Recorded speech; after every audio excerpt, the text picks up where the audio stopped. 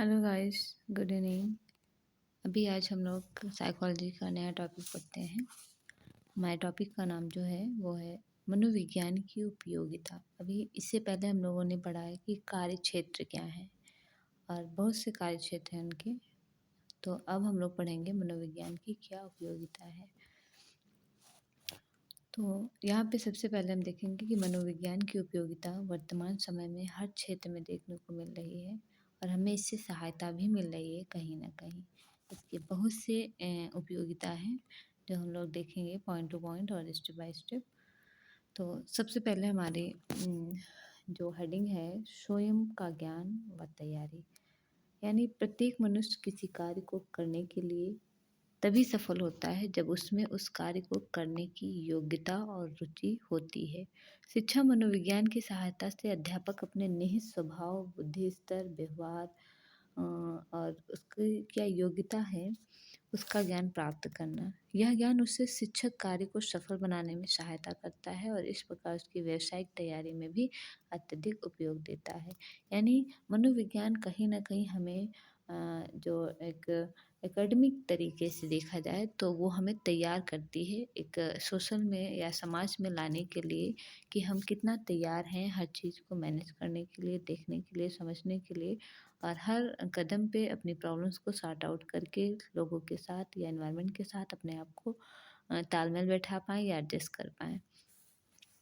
इस प्रकार हम नेक्स्ट हेडिंग को देखेंगे जो बाल विकास का योगदान है, यानी इसका उपयोग, मनोविज्ञान की उपयोगिता चाइल्ड डेवलपमेंट में सबसे ज़्यादा है। यहाँ पे देखा जाता है कि यहाँ जो व्यक्ति बच्चा होता है हमारा, उस किन किन अवस्थाओं में वो अपने आप को अच्छा सीखता है या अच्छा कर पाता है, हर स्टेप को यहाँ पे बहुत अच्छे से देखा और सीखा जाता है। जिससे ये देखा जा रहा है कि बच्चा क्या कुछ किस एज में कर पा रहा है। जो देखा गया है कि बाल्यावस्था में बच्चा सबसे ज़्यादा, शैशवावस्था में बच्चा सबसे ज़्यादा चीज़ें सीख लेता है। लाइफ के बाकी एज में वो इतना नहीं सीख पाता जितना स्टार्टिंग के एज में वो सीखता है। ऐसे हम देखेंगे बाल व्यवहार का ज्ञान, यानी बच्चा क्या क्या व्यवहार करता है अपने जो उसकी एज होती है 0 से क्या कहते हैं 12 यानी 12 वर्ष तक। तो बच्चा बहुत सारे ऐसी क्रिया करता है, बहुत सारा ऐसा व्यवहार करता है जिससे उसके स्वभाव और व्यवहार से हम देखते हैं उन बातों को और उसे एक नई राह दिखाते हैं कुछ नया करने की, या उसमें कुछ जो सुधार होने चाहिए वो हम लोग करते हैं। तो इसमें हमारी रायबर्न हैं, उन्होंने बताया है कि हमें जो बाल स्वभाव और व्यवहार का ज्ञान होता है उतना ही अधिक प्रभाव को बालक से हमारा संबंध होता है। मनोविज्ञान हमें यह ज्ञान प्राप्त करने में सहायता देता है, यानी बालक के व्यवहार का ज्ञान प्राप्त करने में हमें मनोविज्ञान सब्जेक्ट जो है सबसे ज़्यादा मदद करता है कि हम कैसे उन चीज़ों को देखें और सीखें। फिर नेक्स्ट हमारा है बालकों के चरित्र का विकास।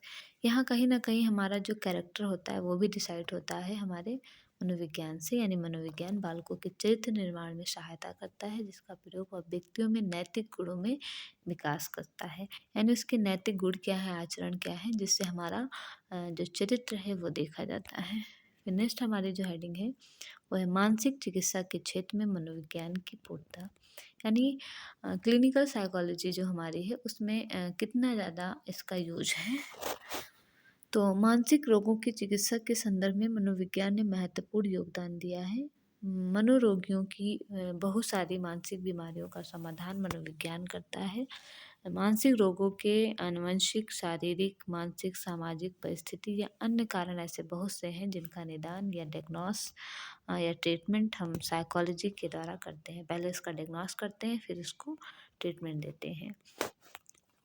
इस प्रकार हमारा नेक्स्ट जो हेडिंग है वो है कि उद्योग के क्षेत्र में मनोविज्ञान की उपयोगिता, यानी उद्योग के क्षेत्र में मनोविज्ञान की उपयोगिता तीव्रता से बढ़ती जा रही है कि हम कितना ग्रो कर रहे हैं। किसी भी कार्य में निष्पादन या उत्पादन बढ़ाने के लिए वैज्ञानिक विधियां सम्मिलित होती हैं और उनमें बहुत सारे ऐसे मानवीय संबंध होते हैं या जो मैनेजमेंट होता है उसकी क्या नीड है, इन सब चीज़ों को कहीं न कहीं हम साइकोलॉजी के पॉइंट ऑफ व्यू से देखते हैं और उसमें उसका यूज़ करते हैं। वहाँ पे क काम कर रहे हैं लोगों की बिहेवियर को हम देखते हैं और वहाँ से इम्प्रूव करते हैं कि हमारा जो उत्पादन है या निष्पादन है उसमें कितना ग्रो किया जा सकता है। फिर इसमें मनोविज्ञान में देखा गया है कि विभिन्न मनोवैज्ञानिकों का उपयोग करते हैं। कार्य है तो सर्वप्रथम व्यक्ति का चयन किया जाता है कि किस प्रकार के व्यक्ति किसी भी ऑर्गेनाइजेशन में रखे जाएँ, कैसे व्यक्ति अपने कार्य को कितना प्रशिक्षण या ट्रेनिंग द्वारा अपने कार्य कुशल द्वारा उसे अच्छा एक परिणाम दे सकते हैं, लोगों के पास कितना अनुभव है। इसीलिए हर फील्ड में देखा जाता है कि एक्सपीरियंस कितना है और वो कितना अपने जॉब लाइफ में कितना कुछ वो करता है, सैटिस्फाइड है या नहीं है। उसका जो व्यवहार है वो कैसा है, कहीं झगड़ेलू तो नहीं है। इन सब चीज़ों को कहीं न कहीं विभिन्न प्रवृत्तियों को देख के हम उसमें सुधार करते हैं, तब जाके उस इंडस्ट्रियल साइकोलॉजी में हम कुछ ग्रोथ कर पाते हैं। तो यहाँ पे मनोविज्ञान की बहुत उपयोगिता होती है। शिक्षा के क्षेत्र में मनोविज्ञान की उपयोगिता, इससे पहले हम लोगों ने क्षेत्रों में देखा है कि मनोविज्ञान का यूटिलाइज बहुत ज़्यादा है। विद्यार्थी एवं शिक्षक व्यवहार अध्ययन करके प्रभावित अधिगम विधियों का अध्ययन करते हैं। शैक्षणिक निष्पादन में सुधार करना होता है, यानी रिजल्ट हमारा अच्छा जाएगा जब हम किसी भी चीज़ को साइकोलॉजिकल वे में देखेंगे तब। विद्यार्थी की क्षमता, योग्यता, व्यक्तित्व आदि का मापन करके विषय चयन करके परामर्श दिया जाता है, यानी काउंसलिंग किया जाता है। इससे बच्चा हमारा बहुत ज़्यादा ग्रोथ करता है और अपने इंटरेस्ट के हिसाब से सब्जेक्ट को चूज़ कर पाता है। सामाजिक समाधान में मनोविज्ञान की उपयोगिता, यानी समाज व्यक्ति से निर्मित है, ये सभी जानते हैं। व्यक्ति के व्यवहार का अध्ययन मनोविज्ञान का विषय है। अतः व्यक्ति के अध्ययन द्वारा समाज एवं सामाजिक समस्याओं को समझने में सहायता मिलती है। इससे विभिन्न कार्य या विभिन्न सामाजिक समस्याओं का निराकरण किया जा सकता है। बेरोजगारी, धूम्रपान या सामाजिक पूर्वाग्रह, तनाव, भ्रष्टाचार आदि विभिन्न प्रकार की समस्याओं का पता लगा के उसका निवारण किया जा सकता है। इस प्रकार फिर नेक्स्ट हेडिंग हमारी है बालकों के समुचित विकास में मनोविज्ञान की उपयोगिता, यानी बालक के समुचित विकास में यानी एज ए होल कितना साइकोलॉजी का यूटिलाइज हो रहा है।